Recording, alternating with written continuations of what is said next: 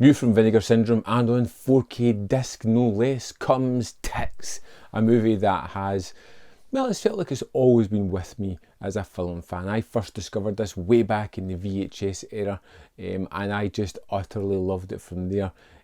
Some great casting choices in this one, which I really like. You get Seth Green as the sort of main character, and this is a story all about a group of troubled youths from the inner city that are being taken out to the wilderness for a little retreat where they can build up and work on their issues and get everything fixed. Of course, there's going to be something else out there that goes bump in the night, but until we get there, we have Seth Green as our kind of main character.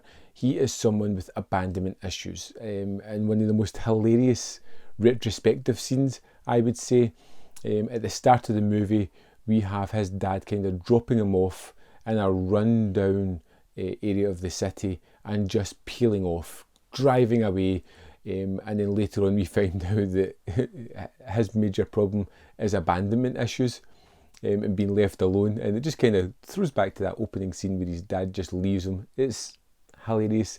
My dad and I went camping when I was about 8. He got drunk and took off, so I was lost in the woods for a couple of days. I'm doing this because I want you to get better.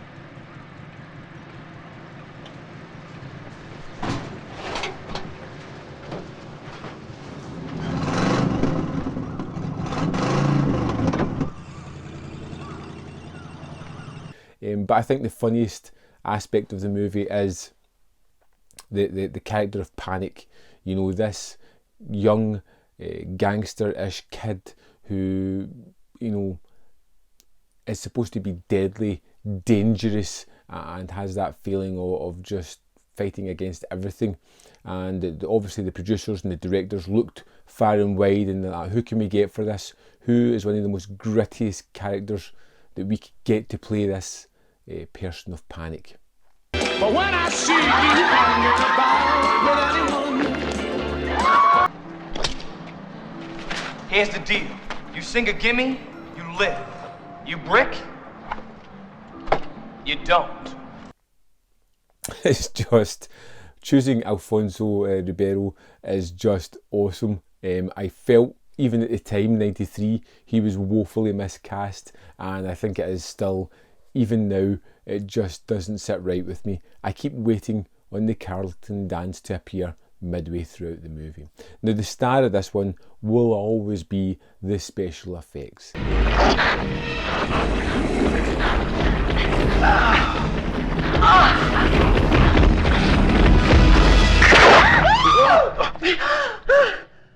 It's about mutated ticks.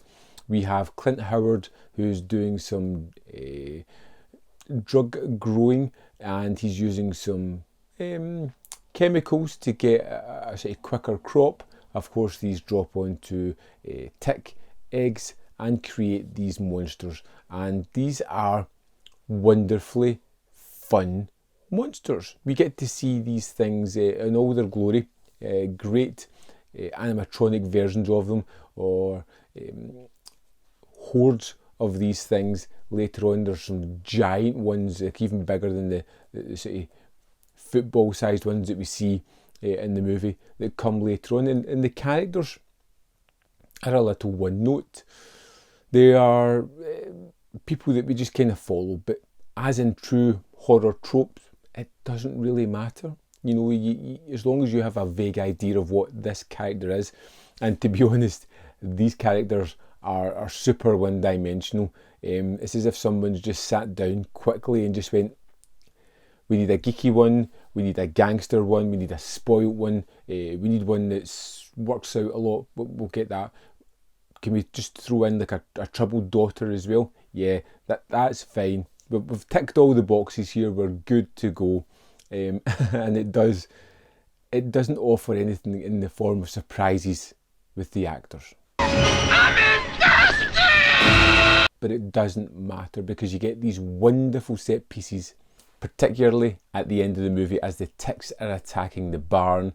It's wonderful, it's over the top, it's big and overblown, and it is full of amazing practical effects which really sell this.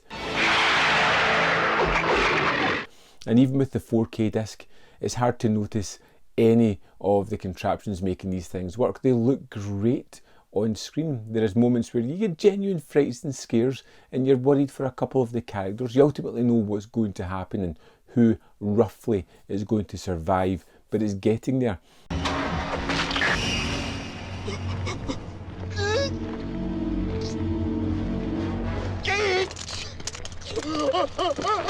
And there's even twists at the end with a gigantic tick which I had forgotten about, which was just awesome to see come to life on 4K in my living room watching this thing. Ticks is a tongue-in-cheek monster movie.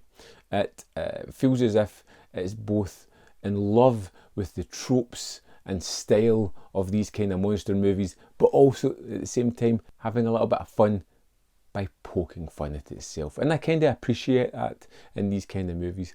Although it came a little after Tremors, it fits into that kind of feeling. Not as good as that, but still an awesome movie, and one that I'm really happy to have on 4K disc. Ticks is great, really happy to have this one. I love the packaging, the extras, the movie is just wonderful. And this was a rare Vinegar Syndrome release that I'd seen before, and even rarer that it lived up to my memories, and just had a great time watching this gory, special effects laden, horror, nonsensical film. I'd love to know what you think of Ticks. Did you pick up the 4K? What did you think of the picture? I need to know these things, people. Of course, I've got more content up here if you want to see more of my videos. And if you like this video, hit a like, subscribe, share if you haven't already done so. And of course, you can join the membership program if you really want to support me, or the Patreon as well. It's all appreciated. Thanks for watching, and I'll see you next time.